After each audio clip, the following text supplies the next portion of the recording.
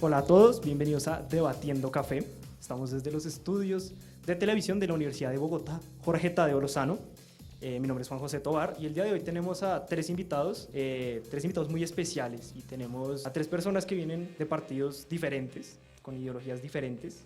Tenemos a un líder juvenil defensor de la paz, un vocero por la seguridad de los jóvenes y un investigador pedagógico y periodista.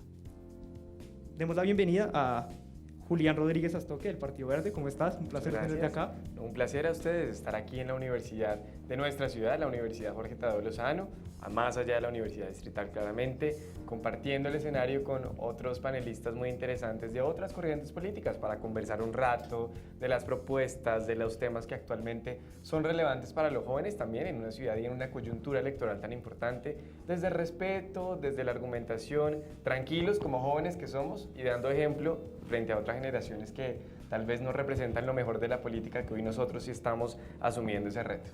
Muchas gracias a ti por la invitación, contento de estar acá, de ver cómo estamos buscando ese cambio generacional en la política, que estamos buscando renovar la política de acá de esta ciudad, que es la capital de Colombia. Acá es donde nos podemos focalizar en transformar, y bueno, eso es lo que estamos haciendo acá, transformando a partir de nuestras ideas y de las metas que intentamos buscar en el Consejo de Bogotá. Y Jairon Valencia, del Partido FARC. Muy bien, gracias por la invitación. Muy contento de estar compartiendo con ustedes también. Entre diferentes también se puede construir. Estamos en Debatiendo Café. Sirvámonos un café acá para ustedes, claro que sí.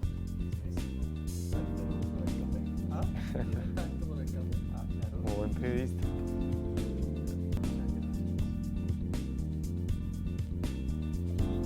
El día de hoy vamos a hacer un debate que sea más o menos ameno, que sea tranquilo, que no tenga tecnicismos, porque somos estudiantes, estamos aquí en la universidad y la gente en realidad pues no es mentira, y no hay que evitar decirlo. La gente, los estudiantes no saben qué hace un concejal, no saben qué está pasando en el espectro político, y mucha gente no está interesada. Y pues la idea de esto es darles la información, ponérselas en sus manos para que aprendan, conozcan. Pues vamos a hacer unas preguntitas así suavecitas de romper el hielo, pero antes que nada quisiéramos acá entre todos, sin el tecnicismo, que nos expliquen un poquito brevemente cada uno qué hace un concejal, cuál es la labor de un concejal. Un concejal pues es uno de los 45 representantes, son 45 para la ciudad de Bogotá en el Cabildo Distrital, que tiene dos funciones principales: el control político, que se hace a las instituciones y a la administración distrital de turno, y la iniciativa normativa, que es ya proyectos de inversión para la ciudad, propuestas de programas, acuerdos normativos para definir algo nuevo o modificar algo existente en la ciudad, pero casi que su trabajo se concentra tal vez en un 70-30 en el control político y en la iniciativa normativa, que sin duda alguna depende también de si el concejal es de gobierno o si es de oposición. Y también yo quiero aclarar que no estamos eligiendo a cualquier persona, estamos eligiendo a las personas que nos van a representar en la segunda corporación más importante que tenemos nosotros acá en el país. Es ahí en donde tenemos que revisar las personas, cuáles son sus ideas, qué es lo que quieren llegar allá a transformar en el Consejo de Bogotá, cuáles son sus metas para realizar esos controles que Julián explicó y para representar a los bogotanos dentro de este cabildo. Bueno, yo puedo complementar que un concejal fundamentalmente tiene como tarea, parte de la legal, una como líder y como vínculo de comunicación entre la comunidad y el Estado local. Entonces digamos que en esa línea de ideas un líder debe tener unas características muy especiales, características éticas, unas condiciones de preparación, la integridad fundamentalmente, y creo que a partir de ahí debe desarrollarse un liderazgo que represente esas necesidades, esas inquietudes y esos deseos y los sentires de la comunidad. Ya pasemos directamente a los temas que vamos a tratar acá. Y este programa lo creamos en una facultad de publicidad. Somos nosotros publicistas y pues vamos a darle claramente un aire publicitario. Y pues hay que hacer preguntas de publicidad, porque la pregunta es: ¿cuánto dinero invierte usted en propaganda y en qué medios pauta. Y bueno, yo no he pautado en ningún medio hasta el momento en mi campaña, ¿no? Esto es una campaña austera, sin maquinaria, sin padrino político, con toda la creatividad del caso, y eso implica ser muy recursivo, ¿sí? En ese sentido, la publicidad que se imprime, además, en mi caso, es ecológica, es amigable con el medio ambiente, para dar ejemplo en los tiempos en que nos enfrentamos como jóvenes al cambio climático. Y si llegase a pautar, creo que no pautaría definitivamente en un medio de televisión o en cuñas radiales que todos los días lo llaman a uno los medios para ofrecerles paquetes periodísticos, pero más bien pautaría, por ejemplo, en Facebook, que es una red social que creo que puede capitalizar mucho de alguna manera en lo electoral. Bueno, mi campaña también se ha caracterizado por ser una campaña en donde no se han visto publicidad física, simplemente me he dirigido al diálogo popular, a recorrer las calles, a referirme también a las personas que me siguen en mis redes sociales, tanto las mías como las de mi familia. Ha sido una campaña que ha iniciado visitando colegios, charlando con padres, charlando con la ciudadanía, menciono en mis redes qué localidad voy a visitar y allá me encuentro con la gente, hablo con ellos, porque pues nuestra idea es representarlos a ellos en este cabildo, ¿no? Entonces se pueden dar cuenta que en mis campañas no ven vallas o tampoco escuchan ninguna propaganda política en las emisoras, porque es una campaña que se centra en eso y es también uno de los ideales de mi partido. El diálogo popular es fundamental para llegarle a las personas. Ahí es donde nos podemos enterar cuáles son los problemas para intentar buscarle las soluciones. Bueno, la campaña nuestra tiene una intención muy particular a diferencia de las campañas comunes. La decisión de esta candidatura fue una iniciativa pedagógica con una apuesta política.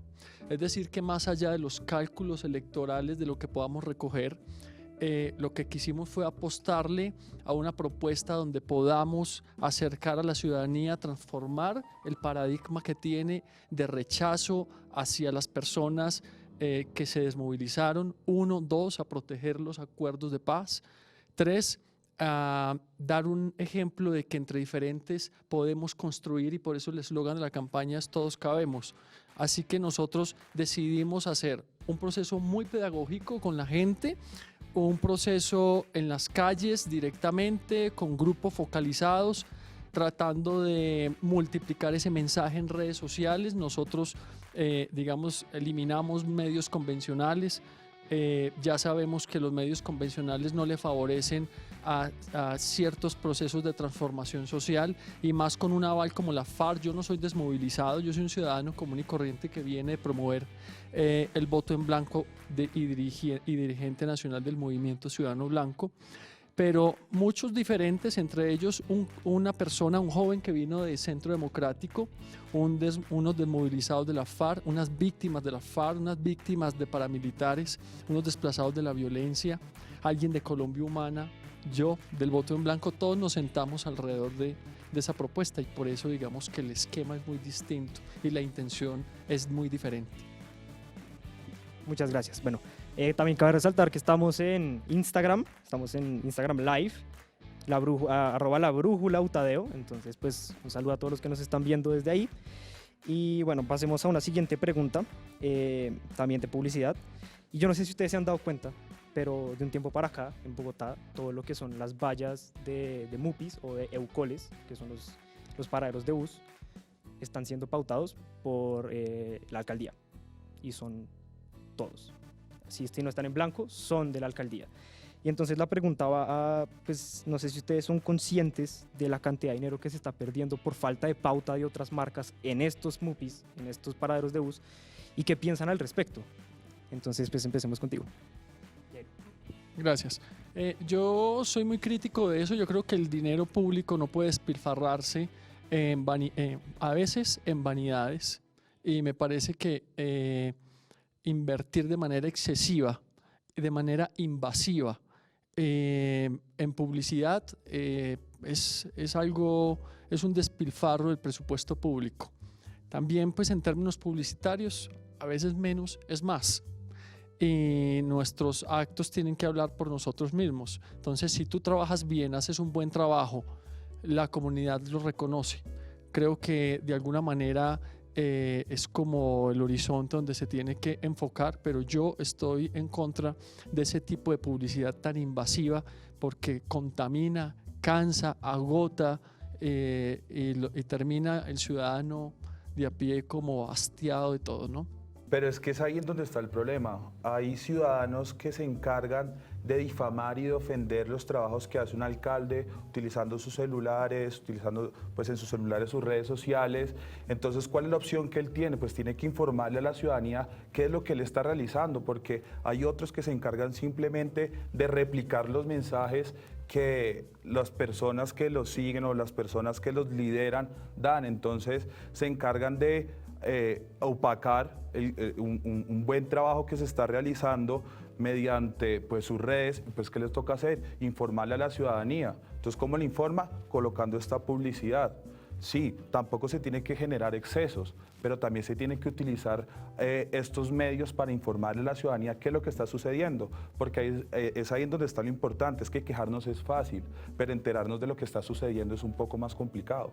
A mí, francamente, como gobernante de una ciudad como Bogotá, me daría vergüenza, una profunda vergüenza, tener que sacar un lema que hace parte de la publicidad de la alcaldía de este año y del pasado, que es impopulares pero eficientes. Eso me parece vergonzante porque lo que quiere decir es que reconocen que hay una impopularidad, que hay un descontento de la ciudadanía, pero que hacen algo, y es lo que intentan mostrar, y por eso bombardean con publicidad cualquier paradero del SITP en esta ciudad, que además la publicidad gastada hasta hoy en los casi 3 años y 10 meses de esta administración son más de 200.000 millones de pesos. Esa plata debe ir a los derechos sociales de la ciudadanía, a educación, a ambiente sano, a empleo digno, a vivienda para las víctimas del conflicto armado en la ciudad que lo necesitan, pero no gastar un montón de pauta para justificar la incompetencia de una administración, para intentar lavarse de alguna manera la imagen frente al descontento de la ciudadanía con un alcalde que además tiene una desaprobación del 70%. Es un alcalde que ha generado colegios, ha generado temas de movilidad, pero estamos en una ciudad que no es una ciudad fácil de manejar, pero es un alcalde que ha estado trabajando, pero ahí es donde están otras personas que se encargan de difamarlo, de difundir mensajes en contra de él. Entonces, ¿qué tiene que hacer? Generar propaganda de lo que él está realizando, porque, vuelvo y repito, es fácil coger el celular y criticar y no generar ningún cambio social. Pero si en cambio está trabajando y trabajando, es que desde el celular todos podemos, pero ya cuando estamos en la Plaza de Bolívar, allá en la alcaldía, ya la situación es totalmente contraria, ahí es donde uno está trabajando y por algo fue elegido. Yo tengo un concepto muy puntual sobre el alcalde. Me parece que es un alcalde mediocre y mezquino. No puede uno gobernar destruyendo el medio ambiente, no puede uno gobernar por encima de la voluntad popular, solamente por la vanidad de que yo soy el que mando y yo soy el que gobierno. Y esos son, digamos, hechos concretos, reales, que están de alguna manera reflejados en las cifras. Eso es un hecho que no se puede desconocer. ¿Qué es lo que ocurre? Que utiliza el método de la política tradicional de que a las embarradas y a la incompetencia le mete más dinero publicitario para poder maquillar su imagen. Sí, yo no he tomado.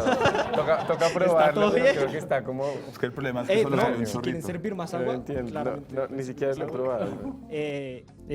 Vamos a resaltar otra vez que estamos en Instagram, estamos en @labrújulautadeo y estamos desde la Universidad de Bogotá, Jorge Tadeo Lozano, desde los estudios de televisión. Entonces, este tema, pues no sé si alguno quiera mencionar alguna otra cosa o ya podemos seguir.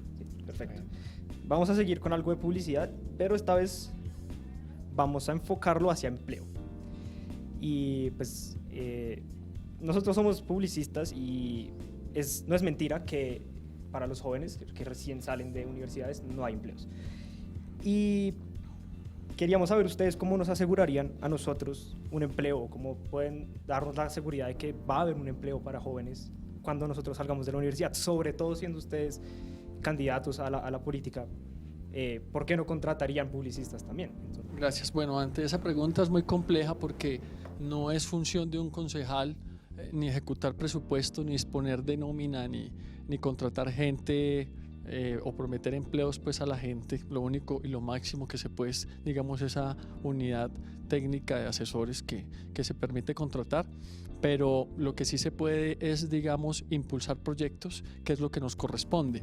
Dentro del proyecto de consejo y el plan de consejo que nosotros tenemos está impulsar muy fuertemente la economía naranja. Nosotros creemos que la industria cultural y artística en Bogotá bueno, y en Colombia tiene que impulsarse y darle a un artista para vivir y para poder seguir desarrollándose como profesional en ese campo. Y le hemos apuntado muchísimo a eso en todos los campos y hace parte, es un componente muy importante que nosotros tenemos dentro de nuestro proyecto. Entre otros, digamos, unos modelos que queremos presentar en el sistema cooperativo, en el sistema de emprendimiento. Hay unos modelos muy especiales en economía solidaria que Bogotá carece de ellos. Aquí nosotros estamos de alguna manera asfixiados por el sistema bancario, por uno o dos dueños que tienen monopolizado todo el sistema económico y bancario. Y consideramos que es necesario hacer una apertura en esa economía, y una de las mejores maneras es la economía solidaria, donde los ciudadanos tengan acceso también al emprendimiento y a los recursos para ser además generadores de riqueza en la ciudad. ¿Qué más puede generar riqueza que yo ser emprendedor y pensar como ciudadano qué tengo para dar y no solamente qué es lo que me van a dar? Ese asistencialismo no, es buscar una ciudad de emprendedores, que es lo que queremos hacer. Acabas de mencionar, los dos que mencionaron ambos, es fundamental. El tema del emprendimiento en los jóvenes es algo que se tiene que impulsar. Primero, pues quiero hacer un pequeño paréntesis, y es que los jóvenes somos aquellos que estamos destinados a hacer un cambio social, ¿cierto? Por eso estoy tan contento de que los jóvenes en estos momentos estemos tomando la iniciativa de lanzarnos al Consejo de Bogotá. Por otro lado, el tema del emprendimiento es fundamental. En Bogotá, tristemente, solo son 10 oficinas los que se están encargando de ese tema del emprendimiento.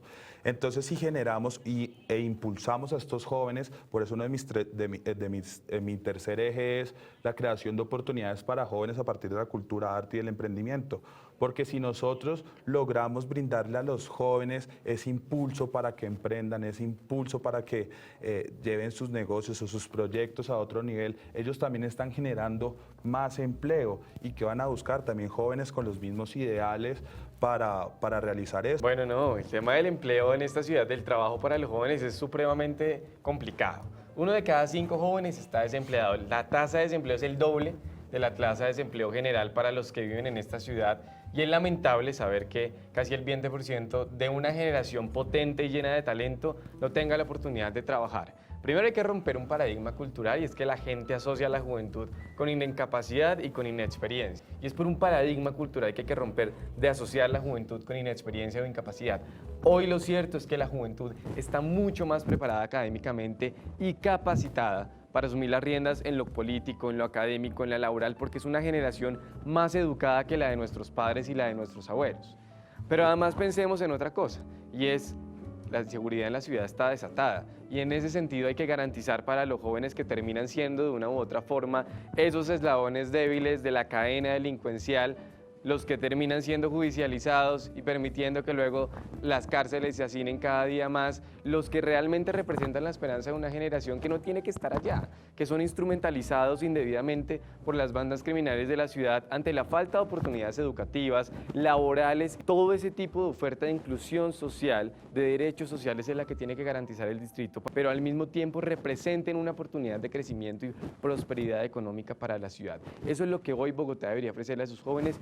Sí podemos sacar acuerdos, como por ejemplo uno para crear un banco de iniciativas para financiar el emprendimiento juvenil en la ciudad con recursos del distrito, pero también, por ejemplo, un sistema público de prácticas y pasantías pago para estudiantes, por ejemplo, de publicidad, como los de la Universidad Jorge Tadeo Lozano, que puedan hacer sus prácticas publicitarias allá, en las instituciones del distrito, sin renders engañosos, sin información errada, pero pagándoles su labor como estudiante para que puedan recibir su título universitario. Jóvenes que no votamos, y me incluyo, porque sinceramente es hasta hace muy poco que de verdad me di a la labor de investigar, de ver de qué hace un concejal, y pues gracias a ustedes que han venido, ya tuvimos otro debate, pues ya he estado más dentro del tema. Pero ¿por qué jóvenes que no votamos deberíamos votar por ustedes? Entonces empecemos contigo, Julián.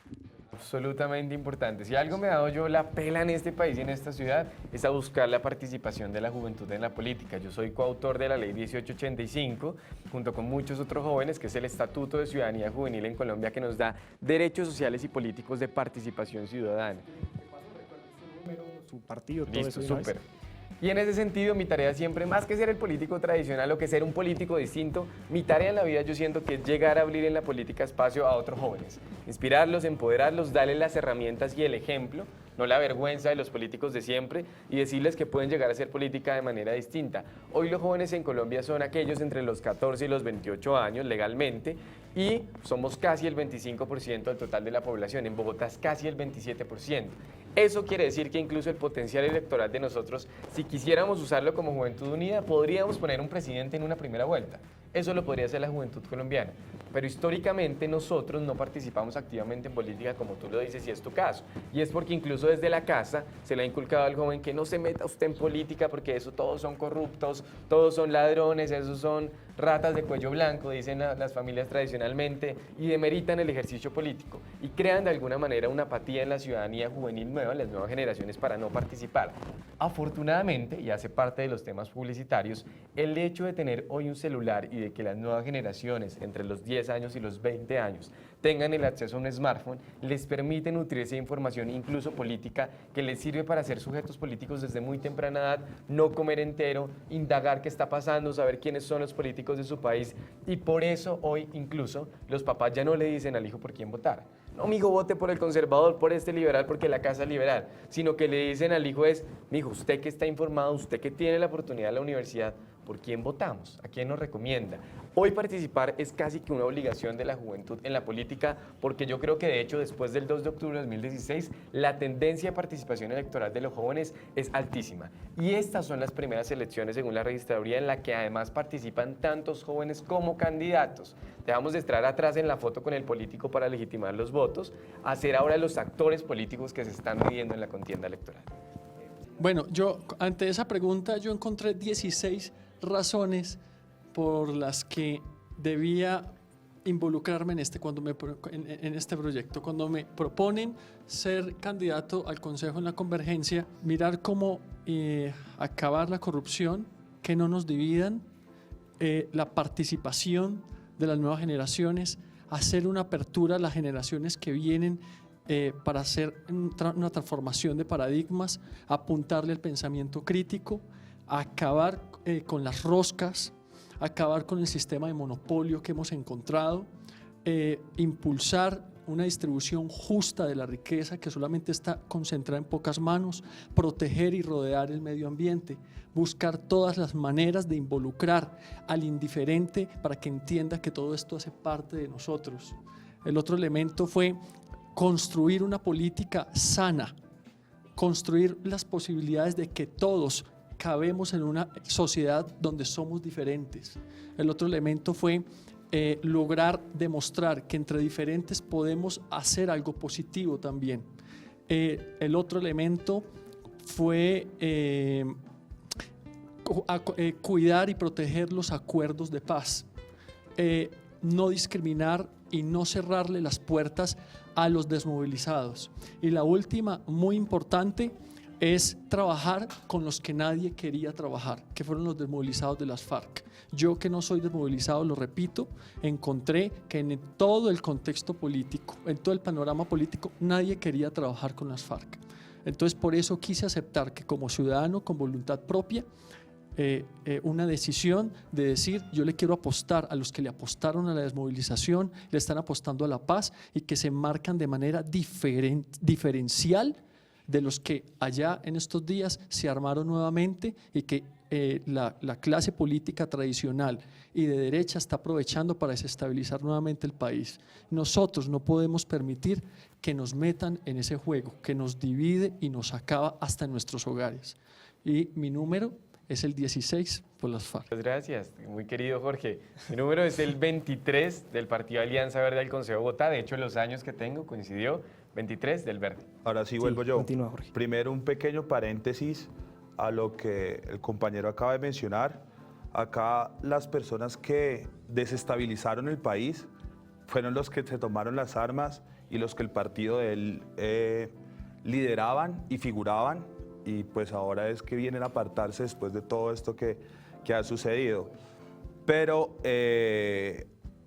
acá los jóvenes es que tenemos que tomar esta iniciativa. Los jóvenes tenemos que decir basta ya de quejarnos, basta ya de pelear y más bien entrar y empezar y generar un cambio. Es por eso que también yo busco la protección de los jóvenes, porque tristemente los jóvenes hemos sido desprotegidos por otros políticos de otros partidos políticos y otros políticos tradicionales, y es acá en donde los jóvenes tenemos que empezar a generar el cambio.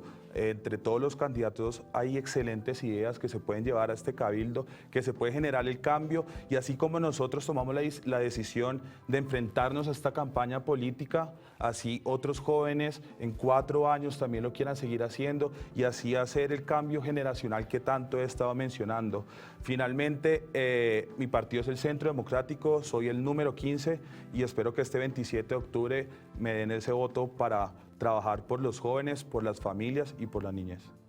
Mira, hay una parte de la historia que te falta por contar, es la génesis de cómo inicia el conflicto y por qué esta gente entra en una lucha armada. Yo no soy defensor de la FARC porque yo he sido un crítico de la FARC y de sus actos y de la degeneración que tuvo la lucha durante todo ese proceso y ese periodo. Pero sin duda, el día que un grupo de campesinos empiezan a organizarse y a luchar es por la opresión de una clase política tradicional que tenía el monopolio, como sigue pasando en estos momentos en el país. Y no los justifico, sino que te hace falta contar esa parte de la historia y otra parte muy importante que tú no has vivido y que yo sí. Yo acompañé y asesoré el proceso de desarme del bloque Cacique Nutibara de los paramilitares en Medellín. Y entré a cada zona donde tenía que pedirle permiso a un chico de 14 años armado con un changón y con una ametralladora para yo entrar a un barrio, para ir de docente voluntario y a través de esa estrategia buscar cómo acercarlos a un proceso de desarme. Tú esa parte de la historia no la conoces porque tú no viviste allá, yo sí. Y yo sí recorrí toda la ciudad y me pude encontrar y pude vivir en carne propia el flagelo de la guerra en manos de un gobernador que tuvimos que fundó Las Convivir, donde muchos amigos míos de infancia y de adolescencia perdieron la vida por la mezquindad de Álvaro Uribe Vélez. Usted desconoce eso y lo entiendo que en Colombia desconocen esas cosas, pero anímese a leer y a consultar la historia y a reconocer cómo funcionaba el cartel de Medellín, quiénes eran las víctimas y quiénes ponían los muertos y quiénes estábamos expuestos. Yo sin ser de izquierda, porque he sido un crítico de la izquierda, pero he sido un crítico de la opresión en todo sentido, y eso es una opresión. Usted no le tocó salir de su casa en la zozobra cuando volteando a la esquina le pusieron una bomba al lado de la universidad. A mí sí me ha tocado todo eso. Entonces, hay que reconocer esa historia para poder hacerse un criterio, un pensamiento crítico de las cosas y de la vida. Pueda que como tú lo digas, yo no haya vivido en Antioquia cuando tú lo estás mencionando. Primero hago un paréntesis grande. A ese que tú llamas, que fundó Las Convivir y que ha estado investigado, no se le ha comprobado ninguno de esos hechos. Pero sí viví algo. Viví la injusticia de haber sido o haber presenciado cómo mi hermano fue asesinado por poderosos. Y yo no tuve la decisión de tomar las armas. Yo no dije, me voy a armar. No, yo dije, voy a luchar porque la justicia premie, porque yo también estoy cansado de la violencia. ¿Y qué hice yo? Me puse los pantalones, no cogí unas armas, estudié leyes y ahora me estoy enfrentando a una campaña para llegar a un cabildo en donde sin necesidad de armas se pueda generar el cambio, con diálogo, pero con verdadera paz. Luché contra poderosos, muy poderosos, fui amenazado, me tocó irme del país, pero eso no me llevó a la decisión de tomar unas armas y empezar a darles, a atentar contra las personas que ocasionaron el homicidio de mi hermano. Entonces, pueda que tú hayas presenciado algo que está en tu mundo y que tú dices, listo, lo presenciaste, pero yo lo viví y mi decisión no fue tomar las armas. Y ahora ya sé que le vas a dar. Sí, dale, Julián. Es que lo primero es que en efecto, todos aquí siempre, digamos, a nivel nacional lamentamos lo que ocurrió con tu hermano. En efecto fue una cosa lamentable, pero creo que no hay un punto de comparación. Que son historias distintas en cuanto a entender ese génesis que él decía del conflicto armado y en encontrar que hay dos caras de la moneda, dos versiones de la historia que nos han intentado vender, pero que lastimosamente ha privilegiado de alguna manera la del establecimiento, la de la clase política tradicional, que no reconoció ni siquiera en su momento la existencia de un conflicto armado. Aún así en el campo estuvieran muriendo muchos jóvenes. Y no solamente el tema de los paramilitares, y no solamente la guerrilla descontrolada que olvidó su lucha política e ideológica para nutrirse financieramente con el narcotráfico, sino también que esa mano dura, que ese corazón firme, eso que programa tanto hoy el Centro Democrático, que en su momento representaba a Álvaro Uribe con la seguridad democrática, representó fue un abuso de autoridad, un uso excesivo de la fuerza, una extralimitación en las funciones del ejército, que hoy están condenados al menos 28 militares de altos cargos por los falsos positivos. Y eso es abuso de autoridad. Y eso es buscar recibir incentivos para justificar una política criminal que de alguna manera se estaba gestando desde el Estado y que hoy tiene muchos dolientes que no han sido, como tú dices, juzgados, pero que muchos esperamos que algún día paguen por todos los delitos cometidos. Veamos ahorita lo que está pasando, y es que volvemos a las épocas en las que asesinan candidatos. Estamos volviendo a la violencia porque tu partido, con mentiras, probadamente y dicho públicamente, intentó deslegitimar los acuerdos y hacer que la gente votara brava y llena de odio contra los acuerdos de paz que le ponían el fin a unos. Los acuerdos no son perfectos y pudieron haber sido mucho mejor. Yo soy crítico también de eso. Pero era la oportunidad de oro de reconciliar o empezar a reconciliar el país. Pero hoy lo que estamos viendo es que año tras año el discurso de odio que pregona tu partido, con esa mano dura que termina en represión y no en un uso eficiente y eficaz de la fuerza y de la policía y de las fuerzas militares, pues nos tiene en una confrontación política dolorosa en donde lamentablemente incluso los jóvenes han sido víctimas. De 9 millones de víctimas del conflicto armado, el 49.6% son menores de 26 años. Eso nos dice que los niños, niñas y jóvenes de este país fueron víctimas de una guerra que nunca pedimos vivir. Es que eso es un principio del derecho, entonces por eso lo menciono. Claro. Y es ahí en donde también te hago la réplica. Mi partido, y estoy orgulloso, llamaron a las personas al no por lo que está sucediendo ahora. Primero, para no tolerar que violadores lleguen al Congreso, ¿cierto? Y que esos mismos, después de decir, los vamos a desarmar, se vayan y publiquen un video diciendo, volvemos a las armas, simplemente porque se investigó y se demostró que seguían con el narcotráfico. Entonces acá lo que nosotros estamos pregonando es que los colombianos no estamos ciegos y que ellos en verdad nunca han dejado de ser delincuentes, solamente que ahora son delincuentes vestidos de congresistas y así siguen y siguen y siguen. Miren, Santrich sale, está enfermo, va al Congreso, se posesiona y luego sale publicando un video en que vuelve a las armas. Entonces, ¿dónde estaba la paz que tanto pregonaban? ¿Dónde estaban esas mentiras que nos estaban intentando hacer creer a los colombianos? Y lo demostramos en el plebiscito. Los colombianos dijimos que no. ¿Y qué pasó con la voz que nosotros teníamos? También fue violentada. Entonces, acá es donde demostramos que tampoco los jóvenes somos bobos y tampoco estamos ciegos. Y nos damos cuenta que acá pregonan paz, pero salen, publican un video en donde pregonan también la guerra. Y sí, acá están siendo amenazados candidatos y asesinados, y en su mayoría son del Centro Democrático. A nosotros nos llegó un panfleto amenazándonos, a los candidatos al Consejo de Bogotá. ¿Por qué? Porque nosotros no tragamos en seco, porque nosotros decimos un no, y sí queremos una verdadera paz, pero no como nos las están intentando vender. Muy concreto. Creo que estamos mezclando muchas cosas que no tienen nada que ver la una con la otra. La primera, la muerte de tu hermano no tiene nada que ver con las víctimas del conflicto armado en este país. Estaba diciendo que yo no cogí unas Segundo, armas como ustedes las tomaron. pero me dejas hablar. Una cosa no tiene que ver con la otra. La muerte de tu hermano no tiene que ver con el conflicto armado. Que lamentamos profundamente la muerte de un ser humano, el de él, de tu hermano, como el de cualquiera en Colombia. Entonces, pero no es una víctima del conflicto armado, que estamos hablando de dos temas distintos. Y no es en contra tuyo, porque yo como periodista en El Tiempo busqué a tu papá y le abrí espacios para que lo entrevistaran en los medios. O sea, no es una cosa personal. Entonces, aclaremos temas que una cosa no tiene que ver con la otra. En segundo lugar, aclarando un poco lo de convivir, eso no es una cosa que no le hayan comprobado a Álvaro Uribe. Datéate, léelo bien, y fue plan de gobierno en la gobernación de Antioquia. Está documentado.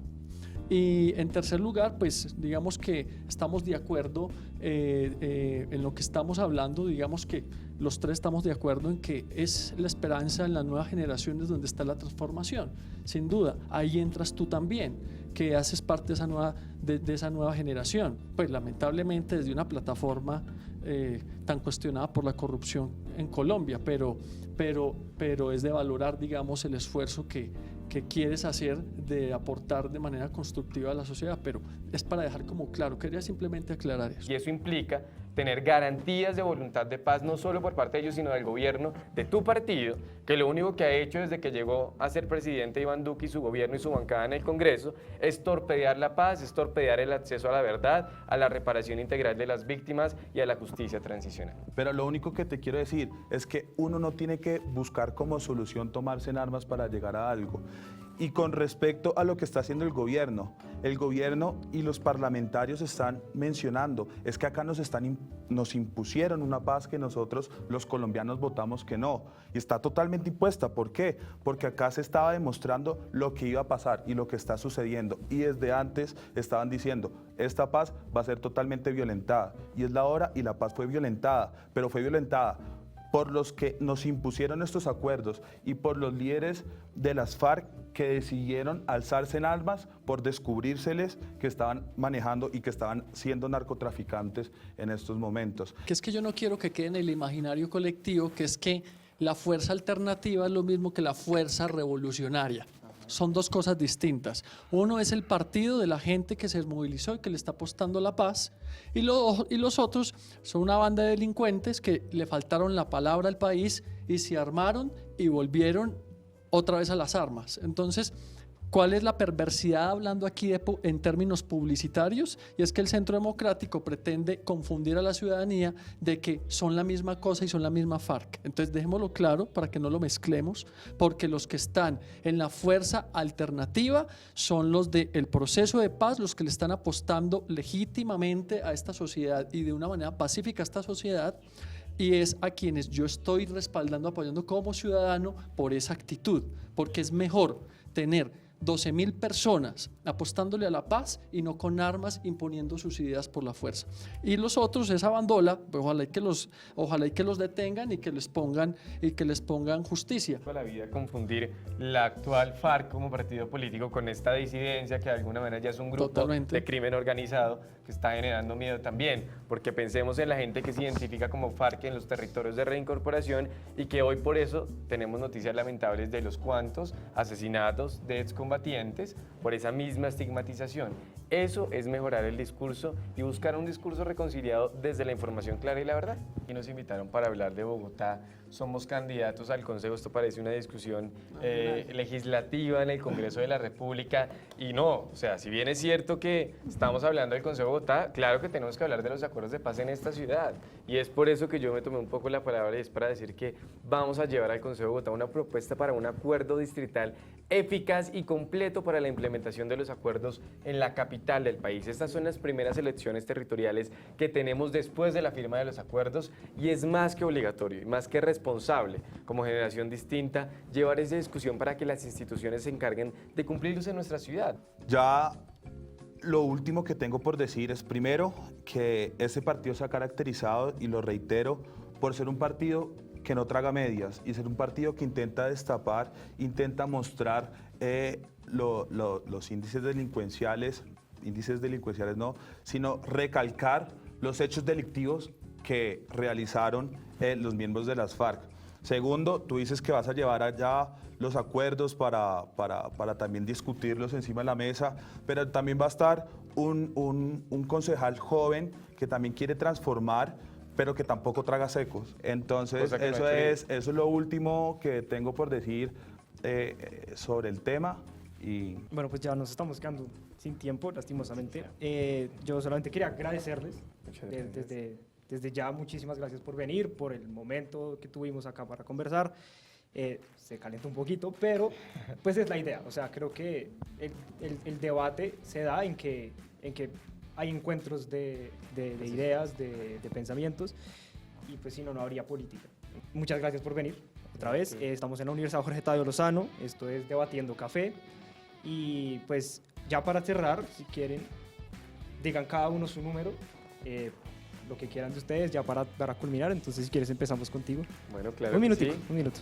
Entonces nos llegó la hora a los jóvenes de hacer política en esta ciudad de una manera distinta, sin maquinaria, sin corrupción, sin padrinos políticos, gente que realmente representa la renovación siendo joven y que no es joven siendo fachada de lo tradicional, sino que es una apuesta distinta.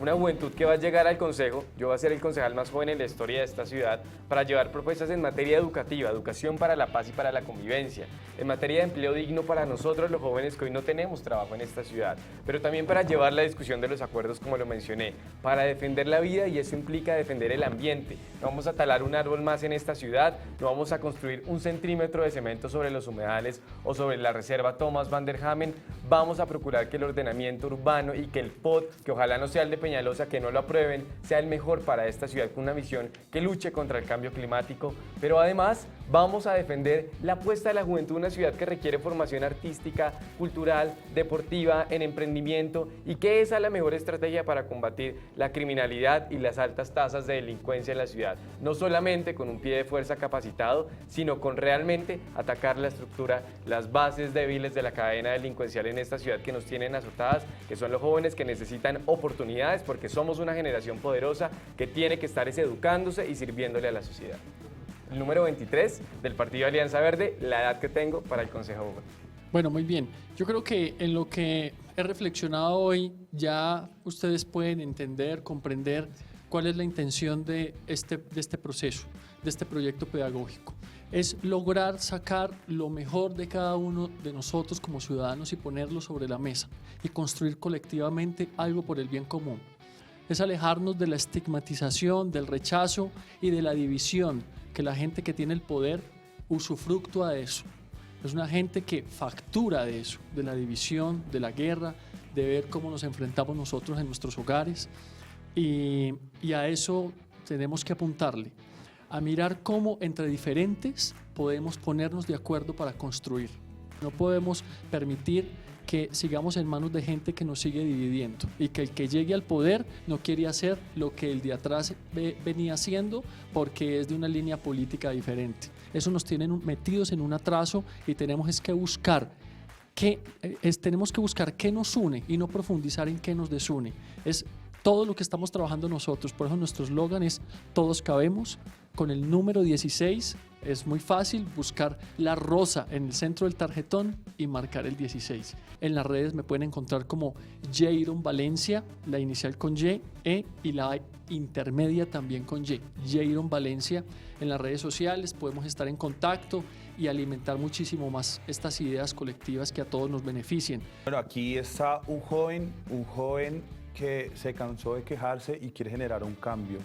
Un joven que quiere trabajar por las familias, por la protección de la niñez, de la juventud, por el mejoramiento de la seguridad en esta ciudad.